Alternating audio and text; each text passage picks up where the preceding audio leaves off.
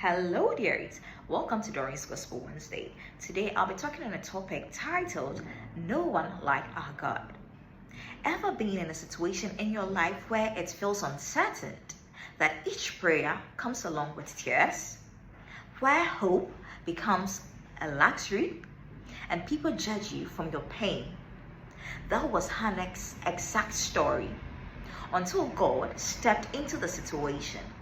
And she made a declaration in 1 Samuel chapter 2 verse 2, where it says that no one is holy like the Lord, for there is none beside you, nor is there any rock like our God. Now let's come closer. Let's break her prayer down. The first one says that no one is holy like the Lord. You know, she wasn't saying that to show God's pureness only, but also his uniqueness. God understands what people can't understand. God doesn't judge us like man will do. God doesn't see things in some perspective that man will do. He sees things that no one else can see. He doesn't limit our potentials. Look at the story of Hannah. Her co-wife, Peninnah, mocked her. The priest, Eli, thought that Hannah was drunk because when she went to the temple and she was praying, her lips were moving, but no sound was coming out. But you know something? God listened to her silent prayer and she answered. And that same holy, compassionate God is still listening. You might be a young lady in a workplace overlooked for promotion, a young man struggling with addiction, a student who is failing despite her efforts. But you know something? God isn't bound by human judgment. He operates with mercy, justice, and grace. Her second prayer was that, for there's none beside you. You know something?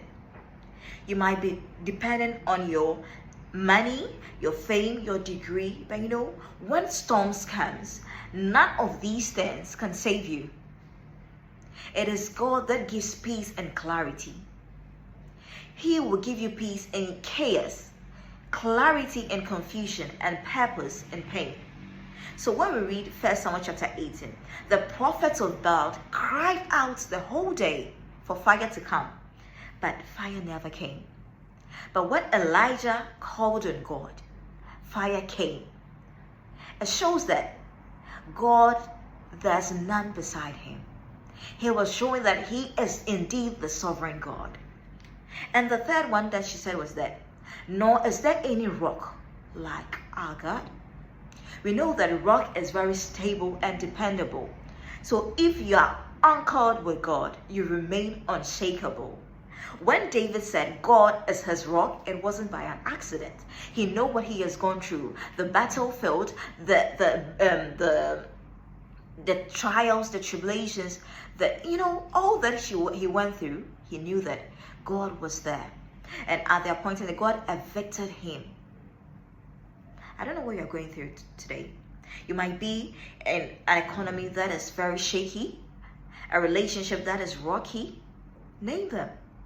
But you know, when you put your trust in God and he is your rock, you remain unmovable, unshakable.